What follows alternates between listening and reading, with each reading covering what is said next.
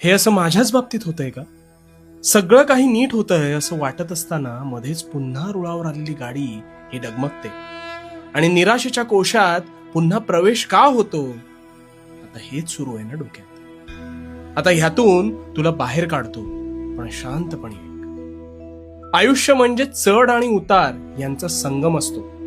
तुला कधी दुःखाची झळ बसली असेल अथवा बसत असेल तर ती सोसावी लागते, कारण त्यानंतर मिळणारं समाधान हे शब्दात मांडता येत नाही.